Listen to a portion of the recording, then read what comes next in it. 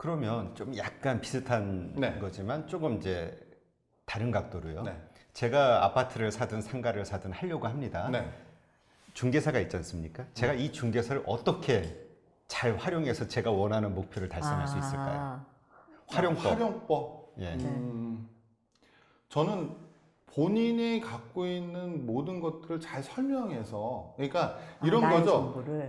환자가 네. 의사 그치. 선생님을 만났을 때 그치, 똑같은 질문이거든요. 예. 네. 환자요, 내가. 그럼 어떻게 하는 게 가장 좋은 치료를 받을 수 있을까요? 와, 너무 비유가 딱 와닿아요. 네, 다 솔직하게 알려줘야지. 있는 대로 다 얘기해요. 알려줘야죠. 네, 변비가 있는지. 알려줘야죠. 근데 듣는 것을 불편해하지 않고 그렇지. 나한테 집중해주고 내 입장에서 나와 같은 판단이나 사고를 해줄 수 있는 사람 찾겠죠. 근데 그는 부동산 쪽에 특화되어 있는 능력을 갖고 있어요. 그러니 어떨까요? 예. 그 능력을 끌어내기 위해서는 내 상황이 어떤지를 알아야 되겠죠. 그렇지요. 네. 네. 그때 상황을 이야기하고 나서 네. 그 다음에는 뭐가 있을까요? 물건을 보여달라고 해야 되겠죠. 나에게 맞는 물건은 무엇일까요? 라고 물어보겠죠. 네.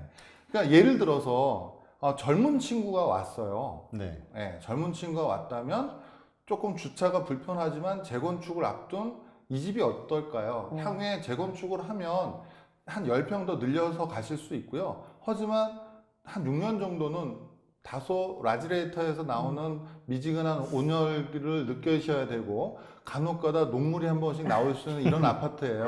하지만 젊으니까 견디실 수 있잖아요. 라고 설명해 줘야 되겠죠. 하지만 나이가 많이 드신 분이 왔어요. 그럼 나홀로 아파트에 살아요. 네, 그렇다면 저는 아파트를 보러 왔다면 저는 나홀로 아파트를 소개해 줄 수도 있을 것 같아요. 차라리 무슨 재건축입니까? 그치. 이사 가면 고생이에요. 그거 맨날 조합 설립해야 되고요. 너무 투표하셔야 재밌다. 되고요. 그러느니 한 통짜리 인테리어 아파트면 좋은데. 어떨까요? 그 돈 갖다가 회장님 필요한 인테리어 다 하세요. 예, 제일 좋은 고급 자재 쓰시고요. 가장 좋은 욕실 인테리어 하세요. 춥다면 보일러도 하나 더 다세요. 라고 설명해 줄 수 있는 사람이 중요하겠죠. 그러니까 무엇이 맞느냐가 그한테 충분히 설명해 주고 그런 물건을 보여줄 수 있는 능력이 있는 사람이라면 좋은 중개인이 되겠죠. 와. 근데 이제 그래서 이제 소개를 받았습니다. 네. 물건 소개를. 자, 이제 이걸 보면서 이제 제가 판단을 해야 되잖아요. 이게 투자 가치가 있다, 높다, 아니면 별로다. 네. 이걸 제가 판단해야 되는데 어떻게 그걸 판단할 수 있을까요? 좀 쉬운 방법이 있을까요? 원랩 검색해 봐야 되나요? 아, 원랩에 그런 정보가 다 이렇게 한 번 더 날카롭게 한번 넣어주세요. 얘기를. 네, 제 긴장하면서. 예. 좀 가까이 가서. 그러니까 뭐냐면 네, 중개사 분이 네, 자 이거 뭐 저한테는 이러이런 게 맞습니다. 좋을 것 같습니다라고 권해줬어요. 네. 근데 그 말을 덜커덕 믿을 수는 없는 거잖아요. 제가 제가 건물인가요, 아파트일까요? 뭐 아파트나 그 그러면 상황에 따라. 저희가 제일 많이 경험했던 건물을 예를 들어서 설명을 드리면 네. 좋은 투자 물건은 네. 그만한 건물에 그런 임차인이 들어갈 수 있는지에 대한 판단이거든요. 쉽게 말씀드려서 예. 건물을 샀을 때는 건물에 들어가는 임차인들이 사업을 잘 해서 돈을 잘 벌어서 직원 월급도 주고 내 사업이 잘 성공해서 그리고 나서 맨 마지막에 임대료를 내는 내죠. 거거든요. 예. 근데 그냥 싸다고 좋은 물건일까요? 그건 아니거든요. 그렇죠. 네. 그런 임차인들이 들어올 수 있는 입지가 네. 건물이 위치가 좋아요. 그러면 정말로 그 지역에 맞는 업종이 들어가서 잘 영업이 될까? 와. 사무실은 잘 운영이 될까? 그러니까 한 치가 아니라 두 치, 세 치를 그렇죠. 생각해야 되네요. 네네. 네. 여기에 임대할 사람들이 네. 돈 벌 만한 네. 것인가. 그러니까 예를 들어서 1층에다 음식점을 넣고 싶대요. 자기가 건물을 지어서. 그러면 전 여쭤봐요. 그러면 1층에서 필요한 주차장을 어떻게 해결하시겠습니까? 물어봐야 되죠. 그렇다면 그 점포가 테이블을 몇 개를 깔 수 있을까요? 와. 한식일까요? 양식일까요? 그럼 주방을 어디로 빼야 될까요? 화장실은 어디쯤 위치해야 될까요? 네, 이런 고민들을 같이 해야 되거든요. 그렇죠. 근데 건물이 있다고 아니거든요. 즉 건물을 사는 행위 자체는 이제 서비스업을 시작하는 거예요. 임대인으로서 그렇죠. 예. 임차인한테 임차 서비스를 하는 거거든요.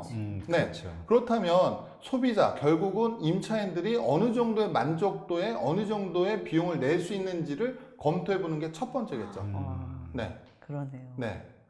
내가 마음에 드는 건물을 사는 게 아니네요. 그쵸. 나의 임차인이 고객이- 좋아하는. 그쵸. 나의 고객이 그러니까 똑같아요. 아까 제가 처음에 얘기 드렸듯이 커피숍을 하겠대요. 근데 그는 어떤 상상을 하고 오냐면요. 커피숍 하시는 분들이 처음에 오실 때 내가 좋아하는 음악을 틀고 내가 그렇죠. 좋아하는 환상을 갖는 우아하게 로스팅을 이렇게. 할 수 있는 좋은 커피를 내려서 그리고 우아하게 그리고 손님이 왔을 때 그런 교감을 하면서 네. 손님이 그 음악을 들으면서 미소를 띠고 뭐 이런 것들을 상상할 거예요. 근데 네. 하지만 커피숍 그런 거 아니거든요. 주방 뭐 네, 이런 거 네, 생각해야 네. 되고. 네.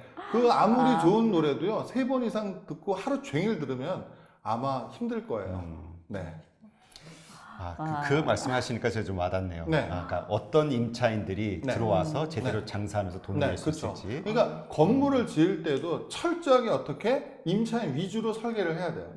그렇지. 네. 고객. 그가 인테리어를 했을 때 예, 문을 열고 들어왔을 때 이 공간에 대한 그림이 그려져야 되거든요.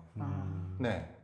그러니까 대치동의 학원 건물이에요. 그럼 아이들을 위한 적절한 구조를 갖고 있어야 되겠죠. 와. 예. 완전 대표님 뇌는 네. 대표님이 아니라 대표님 밖에 있는 그 사람들한테 딱 다 가 있네요. 직원들, 고객, 그 다음에 그 고객의 고객. 네. 아주 그냥 내가 그렇게 딱 오리엔티드가 되어 계신 것 같아요. 아, 뭐 그런 건 관찬이고요. 와. 그냥 예. 그러니까 원천이 뭐냐라는 거거든요. 원천. 네. 결국은. 네. 네, 네.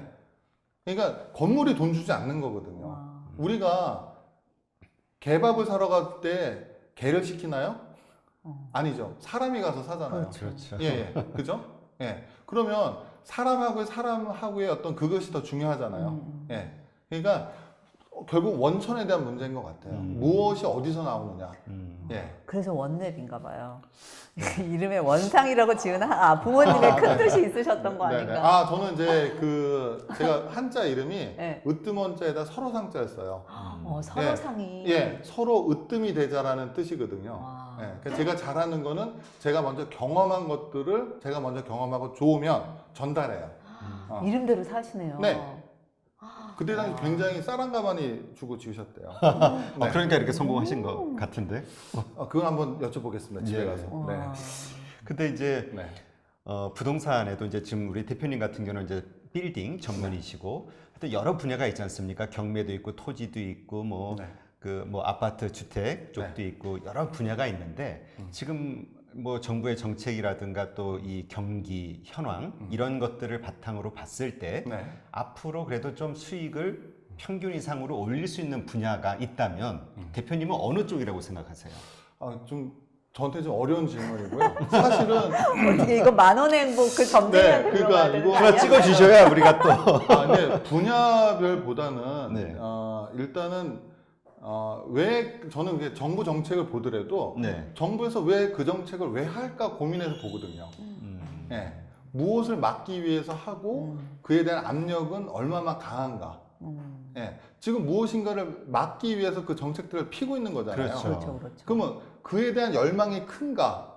그러면 이것은 언젠가 물이 차게 되면 저수지의 물을 열어서 수위를 낮춰야 되듯이 언젠간 낮춰야 될 시기가 오거든요. 경기 부양을 할 때는 경기 부양이 안 됐기 때문에 부양하기 위해서 그런 거고 지금은 과열되어 있기 때문에 무엇인가 시키기 위해서 그렇다는 얘기거든요. 그러면 지금은 어떨 때일까요? 멈춰져 있다면 지금은 오히려 살 수 있는 기회가 될 수도 있겠죠. 예. 그러니까 뭐 주가 마찬가지라고 생각이 들어요. 예. 오를 때 뭐 집사람 입에서 주식이 어때요라고 하면 그땐 팔아야 된다고 얘기하듯이 네. 당시 이게 좋아. 벌써 집사람이 뭔가 찍어줘요 종목을.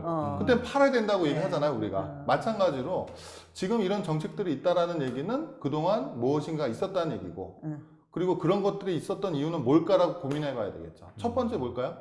금리죠. 금리가 네. 그렇죠. 1억 갖고 있는 사람이 1억을 은행에서 빌리면 한 달에 30만 원만 내면 1억을 쉽게 빌려서 쓸 수 있어요. 그런 세상에 우리가 몇 년째 살고 있는 거예요. 그러다 보니까 10억을 갖고 있는 사람이 50억짜리 빌딩을 투자했던 적이 있었어요. 불과 작년까지만 하더라고요. 와. 네. 그렇죠. 충분한 소득이 있고 그에 해당한 대출에 대한 뭐 은행의 충분한 신용도 확인이 가능하다면 그런 기회들이 열려 있었죠. 지금 닫혀 있어요.